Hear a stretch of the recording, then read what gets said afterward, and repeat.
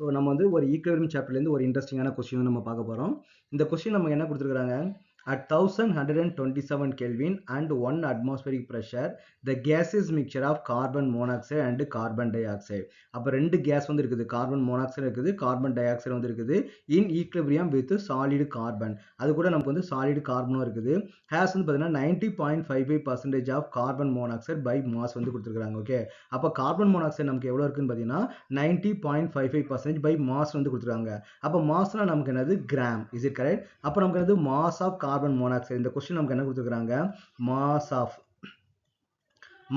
Carbon monoxide நமக்கு எவ்வளவு கொடுத்துருக்காங்கன்னா 90.55 கிராம் வந்து நம்ம எடுத்துக்கலாம். சப்போஸ் டோட்டலா நீங்க வந்து 100 கிராம் எடுத்துக்கிட்டீங்கன்னா அதுல கார்பன் மோனாக்சைடு நமக்கு எவ்வளவு இருக்குன்னு பாத்தீங்கன்னா 19.55 கிராம் வந்து இருக்கும். அப்ப கார்பன் மோனாக்சைடு 90.55 கிராம் அப்படின்னா கார்பன் டை ஆக்சைடு வந்து நமக்கு வந்து எவ்வளவு இருக்கும், mass of carbon dioxide. Mass of carbon dioxide நமக்கு எவ்வளவு இருக்குன்னு பாத்தீங்கன்னா ரிமைனிங் வந்து இருக்கும். ரிமைனிங் நமக்கு எவ்வளவு இருக்குது, 9.45 கிராம் நமக்கு என்ன இருக்குன்னு பாத்தீங்கன்னா கார்பன் டை ஆக்சைடு வந்து நமக்கு வந்து இருக்கும்.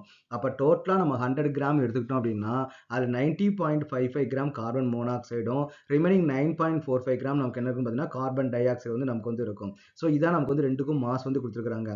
நெக்ஸ்ட் என்ன கேட்டுக்காங்கன்னா கேசி வந்து நமக்கு வந்து கேட்டுக்கிறாங்க. அப்போ இங்க ரெண்டுமே நமக்கு வந்து கேஸ் மாலிக்யூல். அப்ப கேஸ் மாலிக்யூல் நமக்கு வந்து ப்ரெஷர் வந்து நமக்கு வந்து கிரியேட் பண்ணும். அப்போ முதல்ல நம்ம வந்து கேபி வந்து நம்ம கண்டுபிடிக்கலாம்.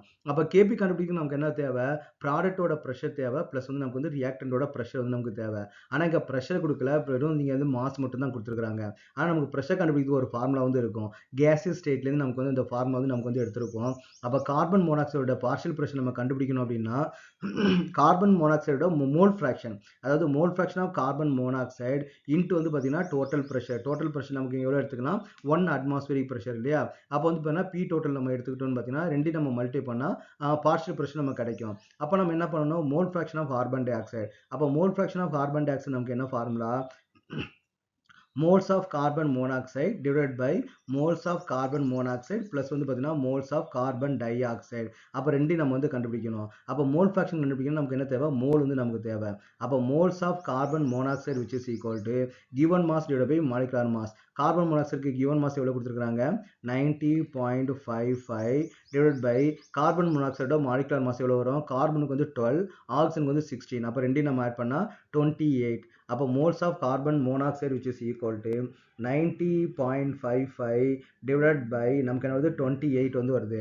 அப்போ what is the value, 3.234 நம்ம எடுத்துப்போம். ஓகே, அப்போ மோல்ஸ் ஆஃப் கார்பன் மோனாக்சைடு நமக்கு எவ்வளவு வருதுன்னா 3.234 வந்து நமக்கு வந்து வருது.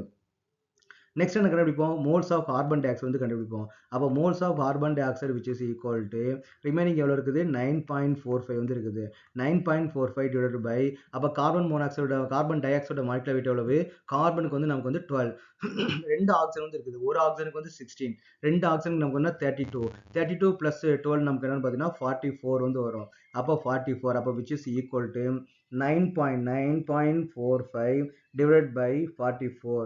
அப்போ நமக்கு என்ன வருது பார்த்தீங்கன்னா 0.2148 வந்து நமக்கு வந்து வருது. அப்போ மோல்ஸ் நமக்கு எவ்வளவு வருது, கார்பன் டை ஆக்சைடு மோல்ஸ் வந்து நமக்கு வந்து 0.2148. நெக்ஸ்ட் நம்ம என்ன கண்டுபிடிக்கணும், mole fraction of carbon monoxide. அப்போ mole fraction of carbon monoxide which is equal to அப்போ mole fraction moles of carbon monoxide எவ்வளவு வருது, 3.234 divided by 3.234 plus 0.2148.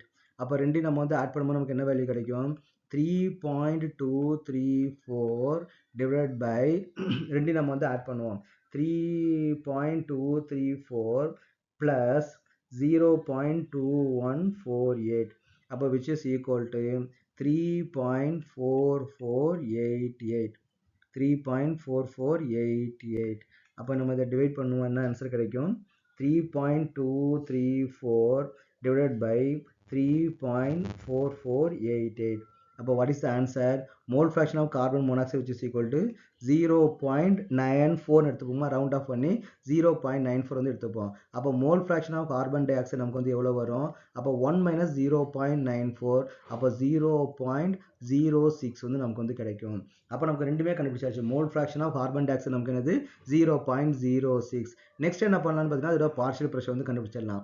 அப்போ partial pressure of carbon monoxide which is equal to mole fraction of carbon monoxide வந்து 0.94 into நமக்கு வந்து 1, அப்போ which is equal to 0.94 தான் நமக்கு வந்து கிடைக்கும்.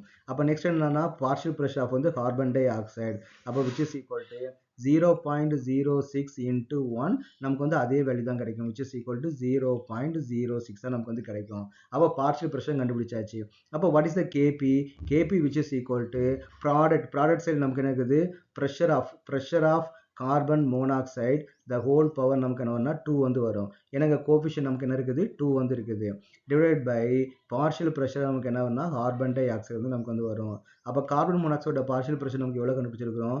0.94 the whole power நமக்கு என்ன வரும்னா 2 divided by 0.06, அப்போ which is equal to 0.94 into 0.94 which is equal to 0.8836 divided by 0.06, அப்போ which is equal to divided by 0.06 which is equal to 14.73.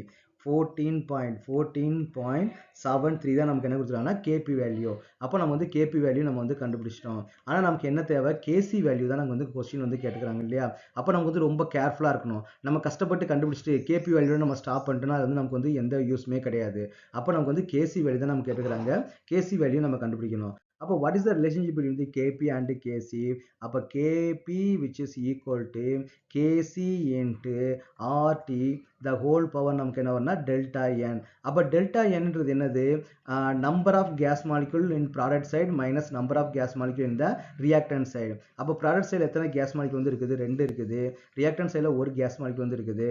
அப்போ delta n which is equal to 1. அப்போ அந்த value வந்து நம்ம சப்ஸ்டிட் பண்ணுவோம். ஏற்கனவே நமக்கு கேபிக்கு வேல்யூ என்ன கண்டுபிடிச்சிருக்கிறோம்? 14.73 வந்து ஐடென்டிஃபை பண்ணியிருக்கிறோம். நெக்ஸ்ட் வந்து பார்த்தீங்கன்னா கேசி தான் நம்ம வந்து கண்டுபிடிக்கணும்.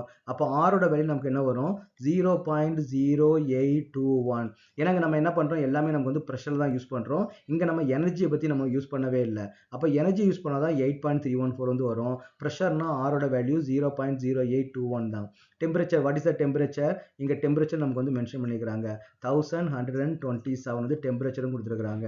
அப்போ இது ரெண்டையும் நம்ம வந்து மல்டிப்ளை பண்ணிடலாம். அப்போ வாட் இஸ் த கேசி? அப்போ கேசி which is equal to 14.73 divided by 0.0821 into 1127. Okay, so அப்போ என்ன வரும்? 14.73 divided by 0.0821 into 1127. அப்போ what is the answer? 92.5267. அப்போ இது ரெண்டையும் நம்ம வந்து டிவைட் பண்ணோம் அப்படின்னா 14.73 divided by 92.5267. அப்போ what is the answer? 0.1592 வந்து நமக்கு வந்து வருது. So this is the KC value. அப்போ நம்ம வந்து கேசி நம்ம வந்து கண்டுபிடிச்சிட்டோம். ஸோ இது எல்லாமே நமக்கு வந்து பார்த்தீங்கன்னா ஒரு பேசிக் கான்செப்ட் தான். நீங்கள் டக்கு நீங்கள் பண்ணிட்டே இருந்தீங்கன்னா உங்களுக்கு வந்து ஆன்சர் வந்து கிடைச்சிடும். அப்போ நமக்கு என்ன கொடுத்துருக்குறாங்க, என்ன கேட்டுக்கிறாங்க, அப்போ நம்ம என்னெல்லாம் நம்ம கண்டுபிடிக்கிறது வந்து பாசிபிலிட்டிஸ் இருக்குன்னு அப்படியே திங்க் பண்ணிட்டே வந்தீங்கன்னா உங்களுக்கு வந்து ஈஸியாக அந்த ப்ராப்ளம் சால்வ் பண்ணிடலாம். பட் நான் அகைன் அவங்க எல்லாத்தையும் சொல்கிறது என்னன்னு பார்த்தீங்கன்னா, நீங்கள் நிறைய ப்ராப்ளம் சால்வ் பண்ணி பார்க்கணும். அப்போ தான் ஒரு ப்ராப்ளத்தை பார்த்த உடனே இந்த ப்ராப்ளத்தை இந்த மெத்தடில் அப்ரோச் பண்ணணும், இதை நமக்கு வந்து இப்படி அப்ரோச் பண்ணணும்னு சொல்லிட்டு ஒரு ஐடியா வந்து நமக்கு வந்து கிடைக்கும். இது எனக்கு தெரியும் நீங்கள் ஸ்கிப் பண்ணிக்கிட்டே போனீங்கன்னா ஒவ்வொரு ப்ராப்ளத்தையும் ஒரு சின்ன சின்ன கீ பாயிண்ட் இருக்கும், அதெல்லாம் நீங்கள் வந்து மிஸ் பண்ணுறது வந்து பாசிபிள் இருக்குது. ஆனால் நீங்கள் எப்போவுமே நீங்கள் சோம்பேறித்தனம் பண்ணாதீங்க, எல்லா ப்ராப்ளத்தையும் சால்வ் பண்ணி பாருங்கள். அதுவும் நீங்கள் வந்து பார்த்தீங்கன்னா புக் பேக் வந்து நமக்கு வந்து ரொம்ப ரொம்ப இம்பார்ட்டன்ட். ஓகே, எப்போவுமே நீங்கள் ஸ்டெப் பை ஸ்டெப்பாக போவாங்க. புக்கில் இருக்கிற எக்ஸாம்பிள் ப்ராப்ளம், எக்ஸசைஸ் ப்ராப்ளம், இதை சால்வ் பண்ணிட்டு தான் நீங்கள் வந்து எங்கேயுமே நீங்கள் போகணும். அப்போ தான் you will get some clear knowledge.